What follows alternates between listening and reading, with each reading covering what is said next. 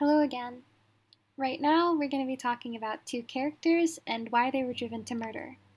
First, let's discuss the two characters I chose and why I chose them. I chose Hagar from the book Song of Solomon and Booth from Top Dog Underdog. They both are characters that are driven to murder their ex-lovers, and even though they have the same goal, they have different motivations, and I find them very interesting. Let's start discussing those motivations now. The first character is Booth. He is insecure because of his idea of masculinity. Like most people, he got that image from his father, who he looked up to as an example.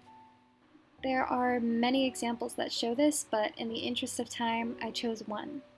In this quote, Booth talks about his father's things and how when he wasn't spending his money on booze, he was spending it on women.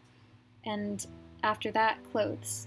He then talks about how he used to think about how long it would take until he could finally fit in his father's clothes.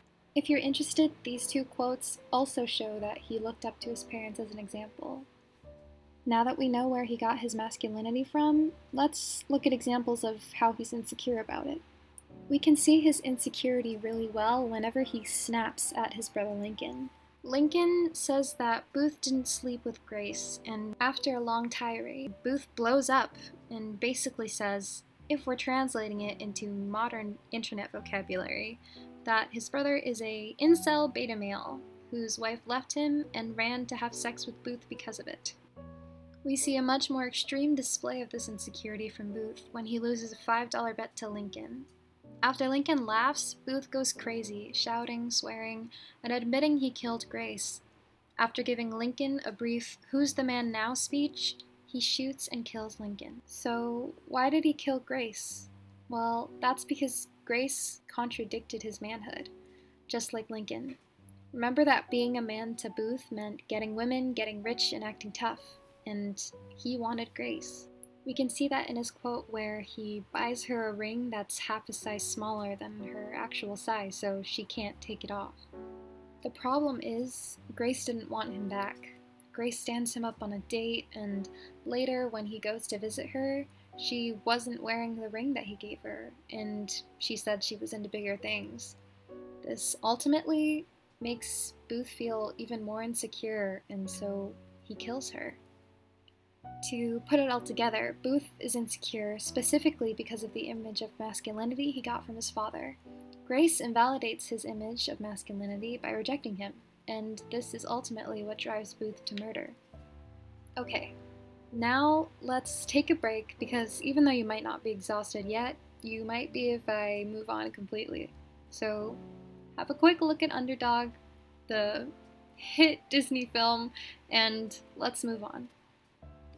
Alright, so let's begin Hagar's segment by learning about who she is.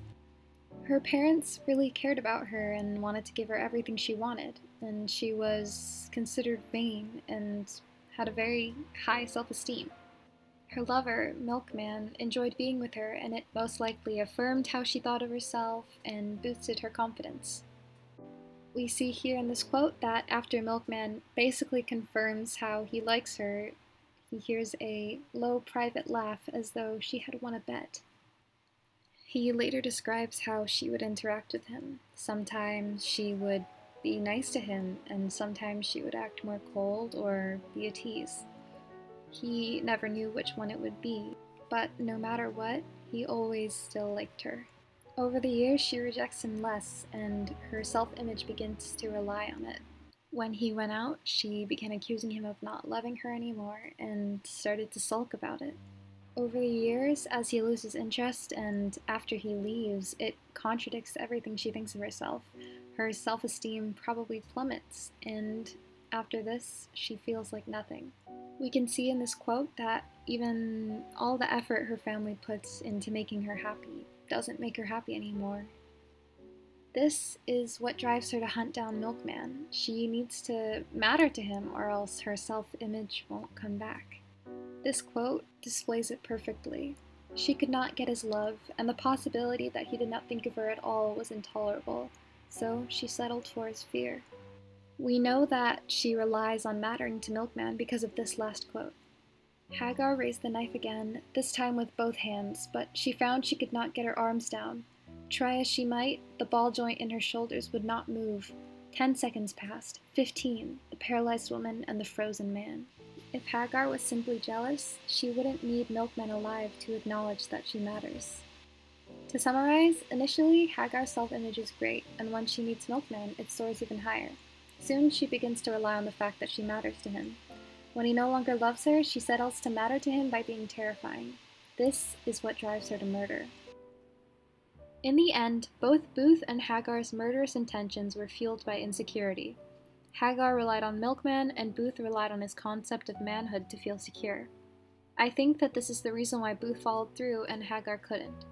Hagar's image of herself relied on Milkman thinking of her, but Booth's idea of manhood most likely included eliminating anything that suggests he wasn't a man. The same idea that turns out a few jokes at a bar into some macho man asking if the other wants to take it outside. In the end, both of these characters provide us great examples of why we shouldn't base our security on some flawed idea of masculinity, femininity, or desirability, and we should definitely keep it in mind.